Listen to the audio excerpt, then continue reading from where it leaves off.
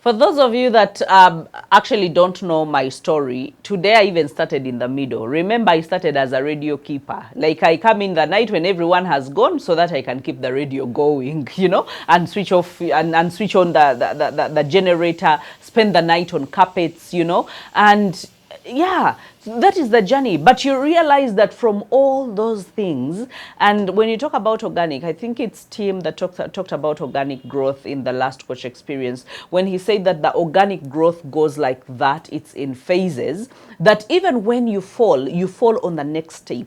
You don't fall all the way down. But some of us want to grow muawa. We want to just cross the line and we are up there. And all of a sudden, I could have gone like that. Let me tell you, I had what it took.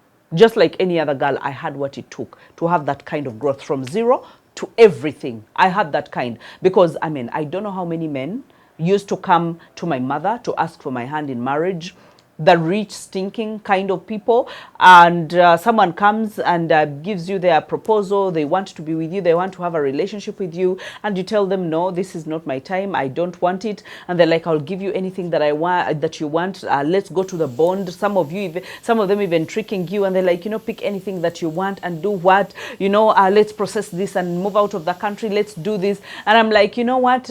I am here. My blessing is here, and I will buy my own car. I will rent my own apartment. I will build my own house. I will do everything. Not because it was coming out of a bragging heart, but I was breaking a certain generational curse in my life. Okay? I was breaking a certain record in my life. Okay? That if my aunties, if my uncles, if my four people never got to that, I wanted to be able to have a clean slate, and I wanted to be able to generate a clean kind of wealth and clean kind of growth. Not just depending. Let me tell you, woe unto you if you depend on a human being. If you lean on a man, if you lean on a woman, I mean, woe unto you, because anyone can walk away. Anyone can, you know, can get tired. But if you lean on God, He will never get tired. And I know that for sure. Even in the times where I said, I don't know why He's doing this,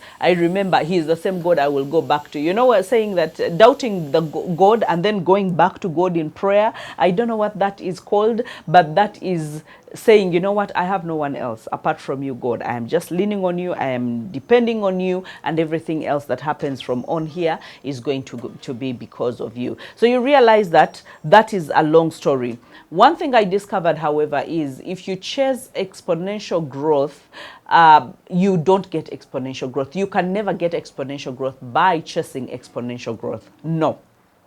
You know, some of us think, I'm waiting for this one big deal so that, you know, I can break even.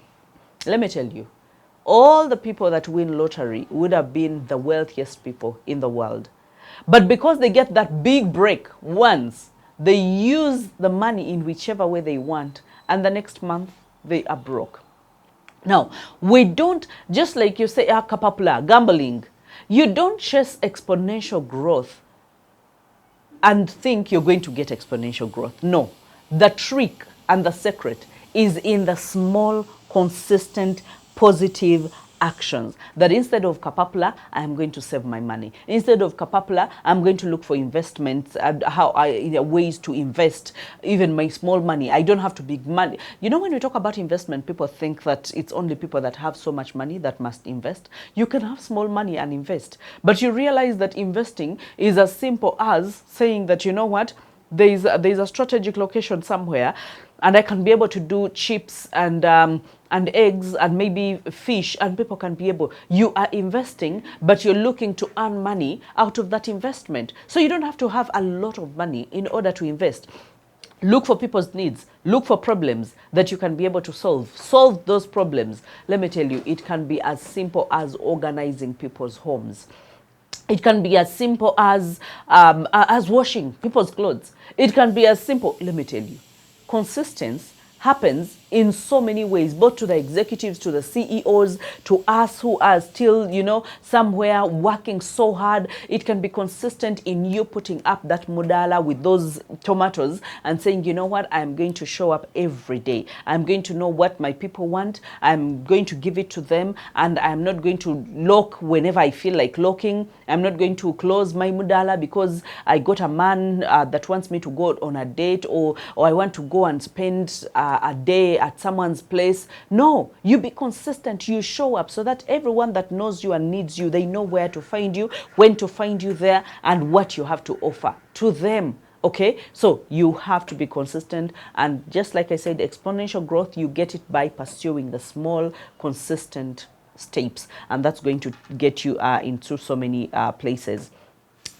Even when you look at your marriage, even when you look at your child upbringing, even when you look at your job, even look at all arenas of life, you realize that when you show up consistently, you are changing the direction. For example, let's talk about when you talk about marriage, you realize that you cannot change the destination of your marriage. Oh, I want to have a happy marriage. Oh, I want to have couple goals.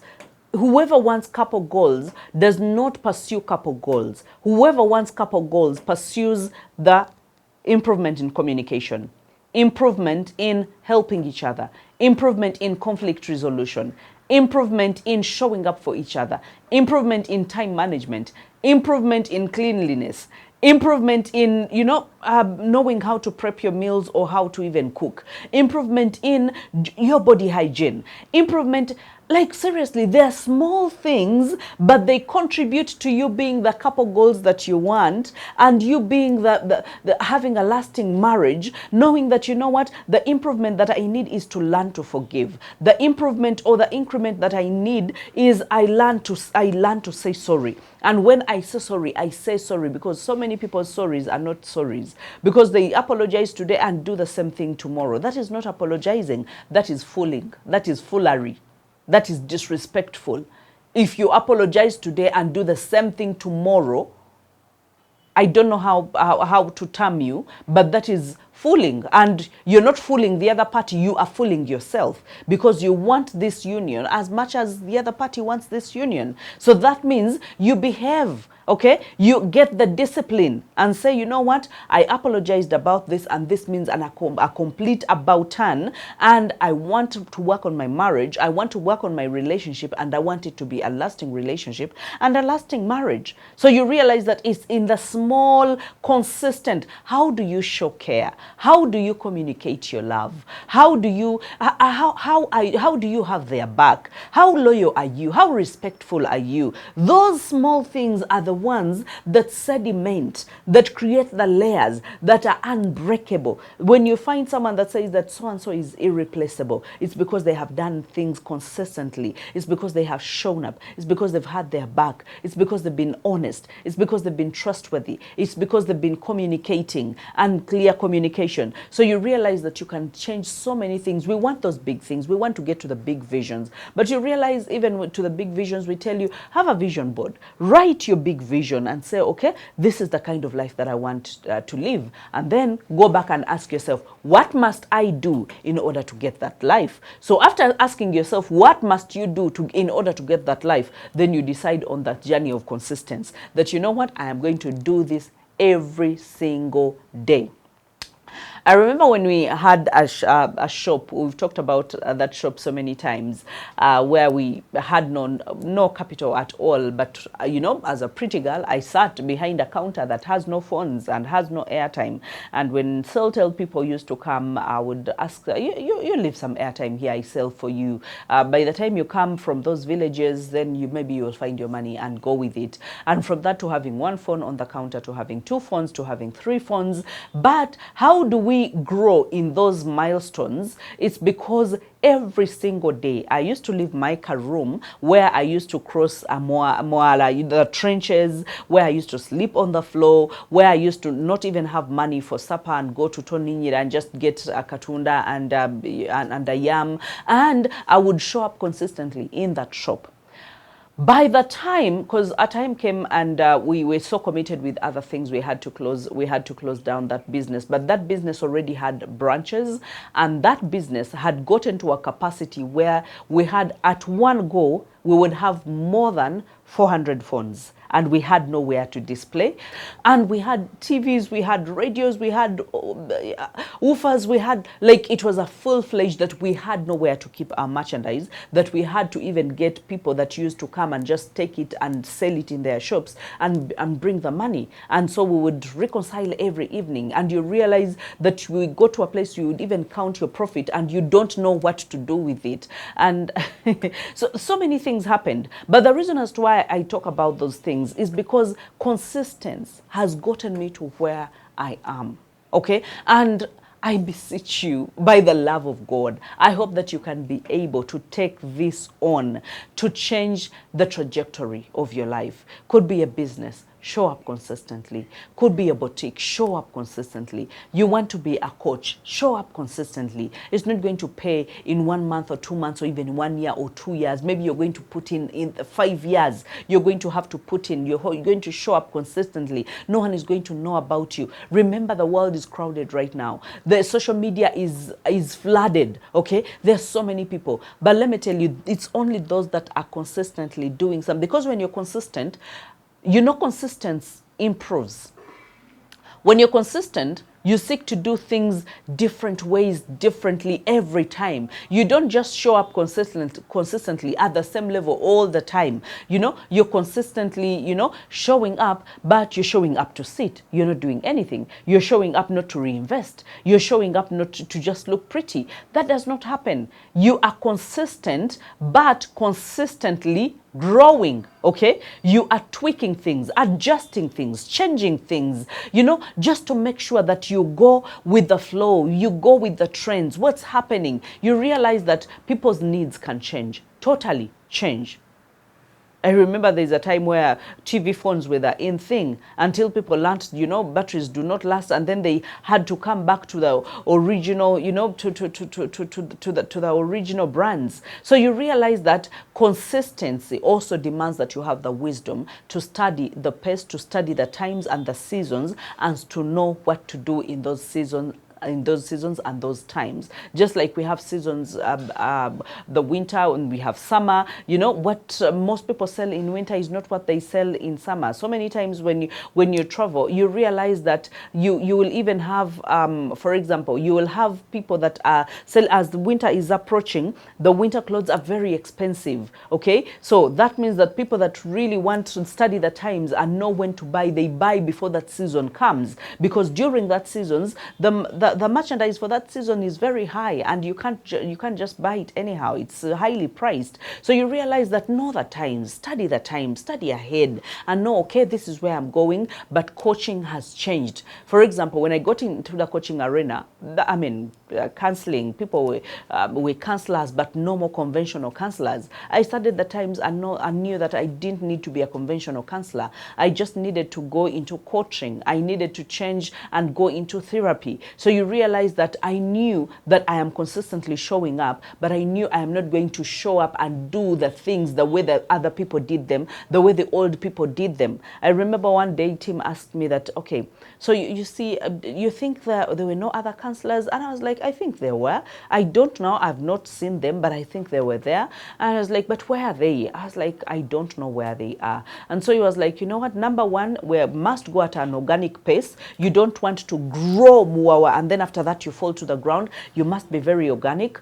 Yes, organic is slow, but it is very consistent, and you will get to where you want to go. And then number two, ask yourself, what did they do that you have to do, and you have to consistently do it. So you realize that my knowledge was sharpened, my showing up was diverse, my speaking was different, and I believe that that is a gift. We have the gift inside of us, but if we don't demand of that gift to come up and show up and, you know, do what it's supposed to do, it's going to sit inside of there, and then you're going to do things like everyone is doing them. And then what is so different about your business? Why are you even doing it? Yes, there are different boutiques on your line, and you all have boutiques, yes, But what is that unique thing that your boutique has to offer?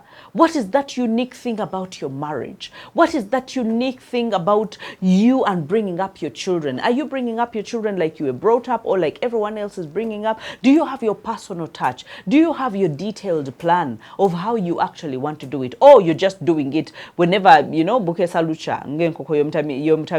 whenever it dawns, then you just show up and say, I am here. Let me just do whatever I need to do and just go. So consistency must have a strategy. Consistency must have a plan. It's like for you, a content creator. If you want, you're going to say, I'm going to consistently post or do content. My friend, you can do the same content, and a year will go and another one will go, and you will not have a single increment in following, and you will not earn money from your content, and you will be the same. But does it mean that you're not consistent? Yes, you're consistently showing up, but in the wrong way. So consistency also has a good way. Consistency means that you study the times, you have a strategy, you have a plan, and you know, for example, for the content creators, you know, you have to attach your story to it, and then you have to know when to post, and then you have to know the kinds of posts. Is it a reel? Is it just a normal post? Is it? So you really, really have to show up consistently, but show up consistently with wisdom, okay? And make sure that you get to where you want to get. Now, let's go very quickly to what hinders consistency. I know that we've talked about this so many times, but this is just going to be an addition to what we've talked about before. What hinders consistency? And one of them that I found out about me, because I usually take time and be deliberate and ask myself, why is it that I'm failing to be consistent in this particular area? And one time I asked myself, did I actually plan for it? Because if you don't plan for something, it's very hard for you to actually go on and execute it. And planning does not mean that you should have the end result in mind, that you should know everywhere that dots are connecting. But if you plan to do something, for example, if I planned to show up today, despite everything else that is happening in my life. I mean, not everything is a bed of roses. Not everything is aligned and everything is super. No, but I planned to show up today. So I knew what time to wake up. I knew what time to hit the shower. I knew what time to just sit on the table because my kids are sick, and give them medicine and pray over them, and, you know, leave instruction what they're going to eat and what's going to happen. And I knew when to be here. So you realize that I am consistent, but I know I plan for it. Because if I don't plan for it, and that is when someone calls me and is like, now there's something, this is going to happen today or tomorrow, I'll tell them, I'm sorry, I did not plan for that, and I don't think I can make it. Okay? Next time, please make sure that you inform me in time. For those of you that have booked me for speaking engagements, for example, I've told you that my whole year is booked. The remaining months are booked out. But you realize that because I plan, when I plan to be somewhere, I will plan in days.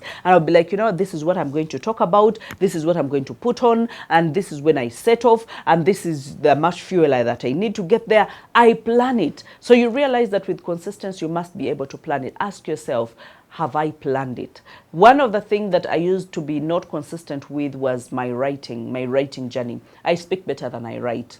So, and that I admitted long time ago. I understand. I am actually better off transcribing than just sitting down to write, because I feel it exhausts me. Even when data is flowing, I would rather someone else is typing and I am speaking, whatever is coming out of my mind. And that is how I do some writing sometimes. But I realize that sometimes if I don't plan to do it, I will not do it. I will be in the writing phase, and sometimes it's very inconsistent. Today I'm writing, tomorrow I'm not writing, until I said, you know what, I must be able to set up a time, a space, and where I know that here now I am going to commit my 2 hours, I'm going to commit 3 hours, and I'm going to do this. And before I knew it, I'd gotten into a consistent way of writing through the week and through the month, and I was getting somewhere. I was making improvement. So you realize that there will be that. And then I realized, number two, there's a time where there's a blank space. I don't know whether it happens to you, but there's a time where life just feels so blank, like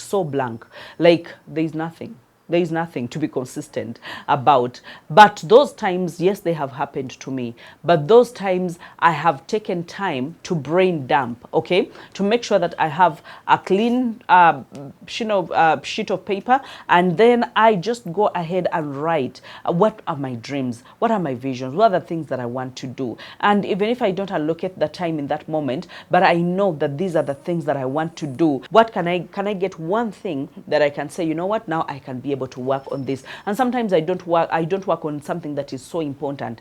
By the way, one thing that I can even pick up is just do general cleaning in my home. Just do a closet sweep.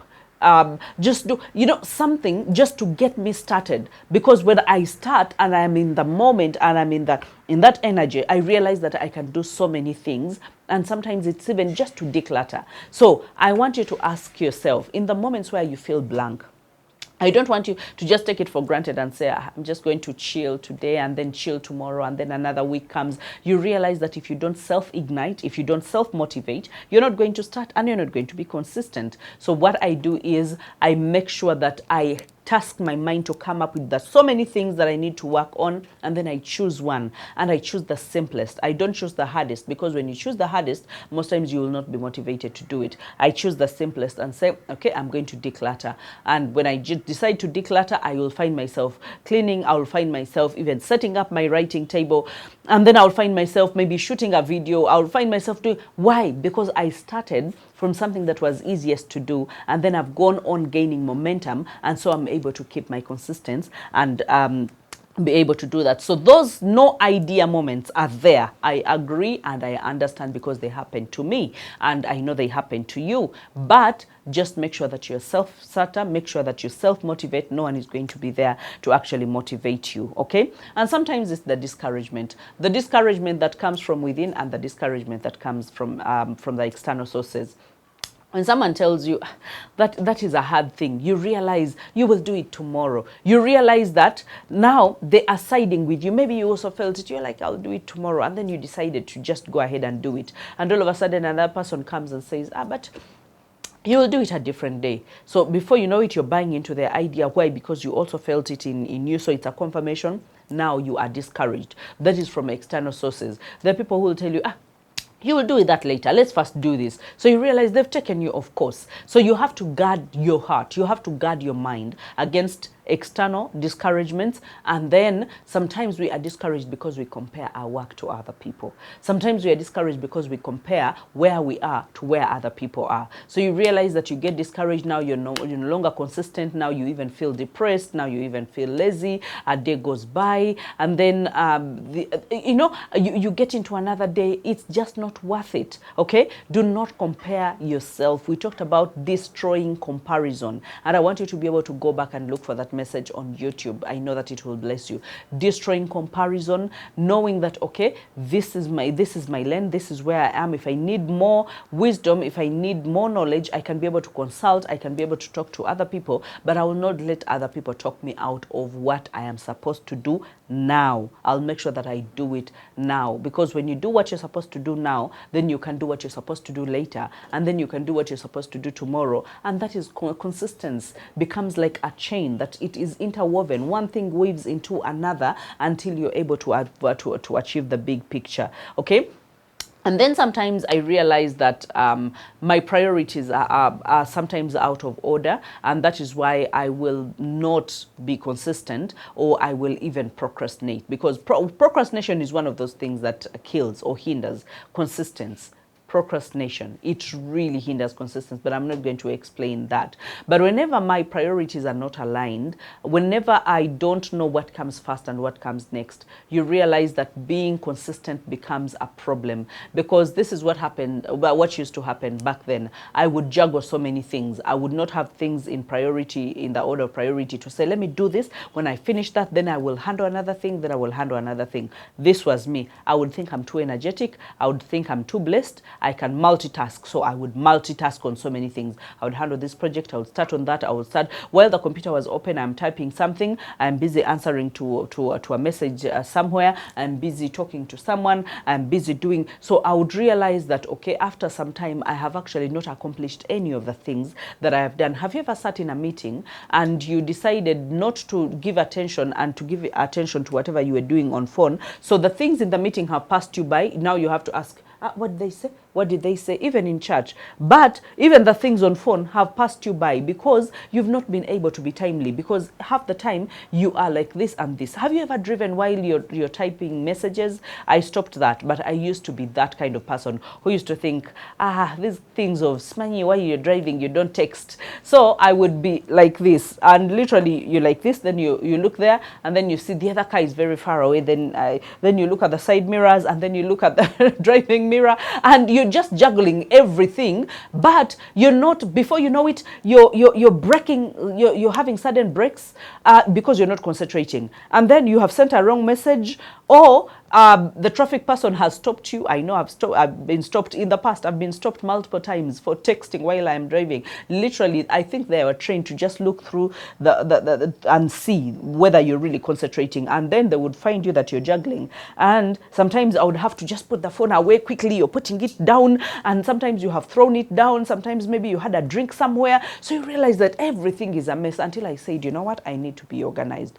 Whenever I am driving, I will arrive at a destination. If I've not arrived and I really feel I need to do a quick one or text or even make a call, I will branch off or park and make sure that I can be able to do it. And that has helped me, because that would give me a lot of anxiety. So we give ourselves anxiety for no good reason. You realize that if you're not if you're not if you don't have order of priority, you can't be consistent, and then you can't get anything done. So I need you to be able to prioritize and say, okay, this is what I'm going to do, and this is what I'm going to do after, and this is what I will do after this. That will help you keep consistent, because then you will do one thing, finish it up, and then pick on another and finish it up. But while your priority list is inverted, you will feel like you need to handle multiple things, and then you will get nothing accomplished. So I want you to be able to keep yourself in check when it comes to consistency. What has been hindering your consistency? What is breaking you up? Why is it that you can't keep up? I know some of you will say you're lazy, you know what? Yeah. But poverty is going to come and pounce on you like a vagabond. You know, like you have given an invitation. You die a beggar. Is that what you want? That's not what you want. So make sure that you practice. It's a muscle that you practice to be consistent until you are able to actually establish it. It's like exercise. It's like toning your body. So I want you to be able to go back and check your life. Where have you not been consistently showing up? And what have you been dropping the ball on? And what must you change? And when you discover what you need to change, make sure that you are consistently changing in the direction that you want to head, and you will thank me later. So I hope that you can be able to do that, dissect your life and find out. Otherwise, from me to you is I love you, and I wish you a consistent journey of growth.